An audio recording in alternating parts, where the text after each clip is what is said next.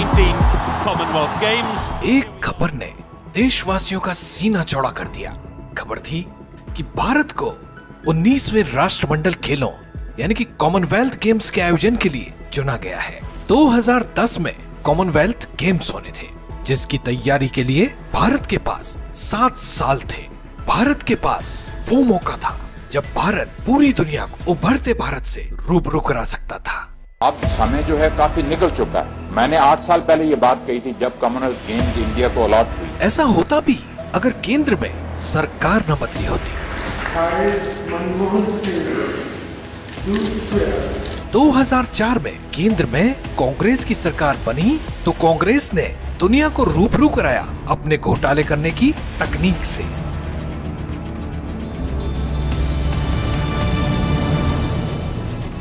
Commonwealth का किराया घोटाला सामने आने पर खेल आयोजन समिति बौखला गई है। आनन फानन में सारे आरोपों पर सफाई दी जा रही है। जहां पूरी दुनिया को भारत पर गर्व करना चाहिए था, वहां कांग्रेस के कारण भारत विश्व से नजरें नहीं मिला पा रहा था। Everything will be ready by December. Commonwealth games की जो तैयारियां हैं उसमें बहुत बड़ा घोटाला हुआ है। कॉमनवेल्थ गेम्स घोटालों की जांच सीबीआई भी कर रही है और सीबीआई ने घोटाले से जुड़े कुल 19 केस दर्ज किए थे।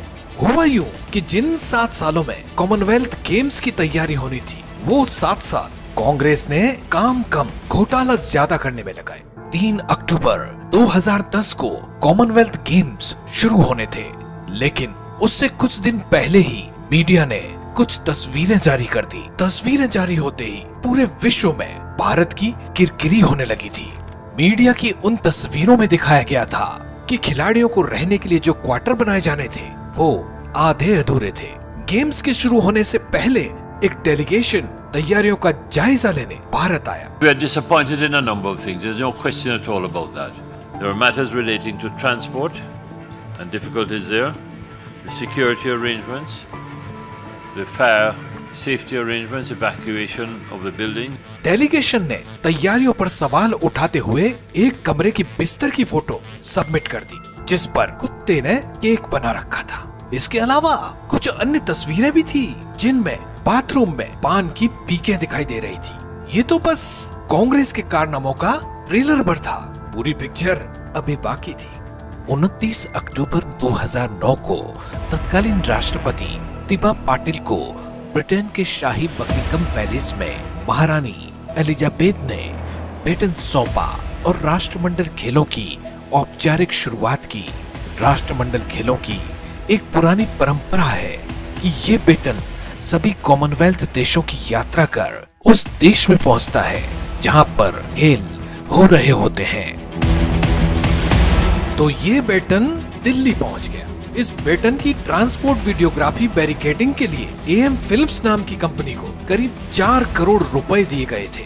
इस लेन देन पर ब्रिटिश हाई कमीशन की नजर थी और कमीशन ने भारत को इस लेन देन की सूचना दी। जब जानकारी जुटाई गई तो पता चला कि कंपनी के साथ ऐसा कोई कॉन्ट्रैक्ट हुआ ही नहीं। इस बात के बाहर आते ही आयोजन समिति के अध्यक्ष सुरेश कलमाड़ी को शक की निगाहों से देखा जाने लगा। कलमाड़ी ने भी अपनी सफाई में एक ईमेल दिखाते हुए कहा कि एएम फिल्म्स कंपनी का सुझाव उन्हें लंदन स्थित इंडियन हाई कमीशन ने दिया था। हाई कमीशन ने कलमाड़ी के आरोपों को निराधार बताते हुए कहा कि उन्होंने ऐसा कोई सुझाव दिया ही नहीं है। बस यहीं से तय हो गया कि कॉमनवेल्थ गेम्स में बड़ा खेल हुआ है। कांग्रेस ने इन खेलों में ऐसा लूटा जो आप सोच भी नहीं सकते।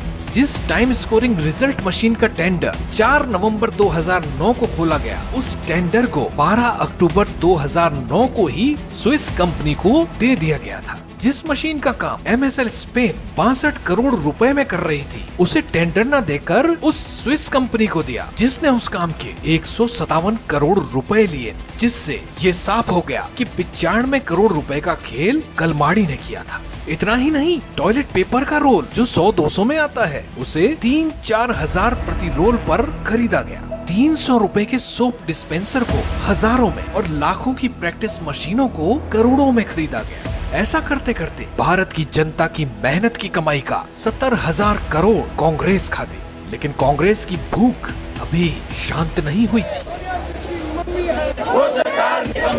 कांग्रेस मतलब करप्शन के अगले एपिसोड में देखिए, ये एक घोटाले के फिगर्स हैं। सीएजी की साल 2010 में आई रिपोर्ट में कहा गया कि बिना नीलामी के ही कंपनियों को 2G स्पेक्ट्रम के लाइसेंस का आवंटन कर दिया गया।